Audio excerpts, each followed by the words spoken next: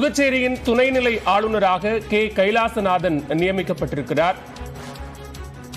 குஜராத் முதலமைச்சர் அலுவலகத்தில் 18 ஆண்டுகள் பணியாற்றிய கைலாசநாதன் புதுச்சேரியின் துணைநிலை ஆளுநராக நியமிக்கப்பட்டிருக்கிறார்.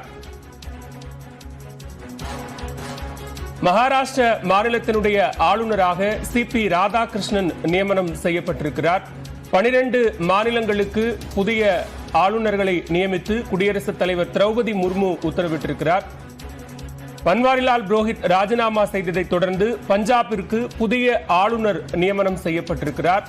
குலாம் சிங் கட்டாரியா பஞ்சாப் ஆளுநராகவும் விஜயசங்கர் மேகாலயா ஆளுநராகவும் நியமனம் செய்யப்பட்டிருக்கிறார்கள். தெலுங்கானா ஆளுநராக விஷ்ணுதேவ் வர்மா, ராஜஸ்தான் ஆளுநராக ஹரிபாவ் கிஷன் ராவ் ஆகியோர் நியமனம் செய்யப்பட்டிருக்கிறார்கள். ஜார்க்கண்ட் ஆளுநராக சந்தோஷ்குமார் கங்குவார், சத்தீஸ்கர் ஆளுநராக ராமன் தேக்கா ஆகியோர்